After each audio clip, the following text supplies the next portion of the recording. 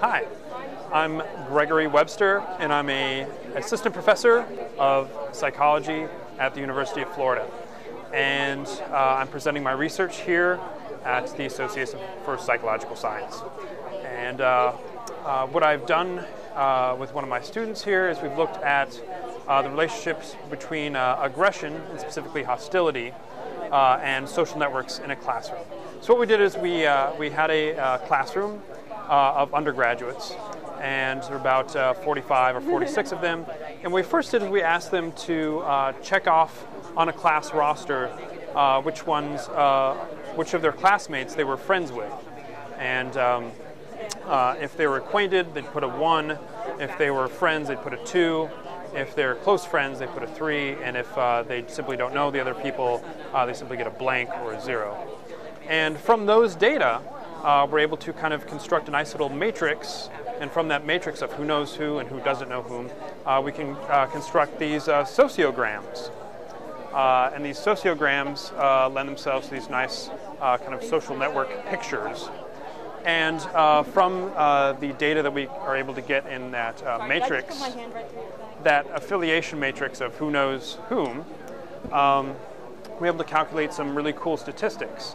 And some of the statistics that we can calculate are this idea of how central a person is in the social network. So we can look at things like in degree.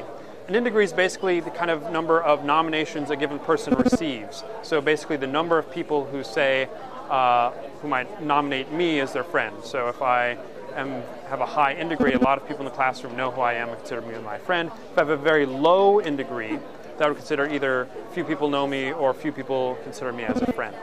So it ultimately becomes kind of an individual difference measure. And what we can do is correlate that with various personality traits or other individual difference measures. And what we did here is we gave them a measure of aggression.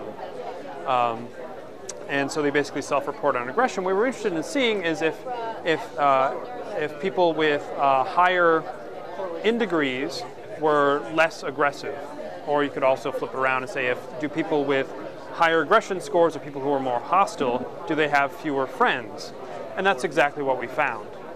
As you can see from some of these correlations here, this is the extent of the relationship between aggression, which is a composite measure of hostility, anger, verbal aggression, and physical aggression, and the amount of in degree. You can see it's a negative correlation there, and it remains significant regardless of whether or not you include this one outlier here.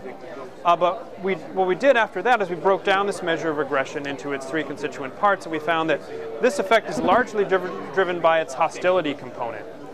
And so hostility really seems to be making a strong difference here. And hence the title, Hostile and Friendless, turns out that hostile people tend to have fewer friends, or perhaps people with fewer friends just tend to be more hostile. There's a lot of causal ambiguity. We don't really know what the causal direction is, or if there's a third variable that could perhaps explain the relationship, but that's something we're going to explore in the future.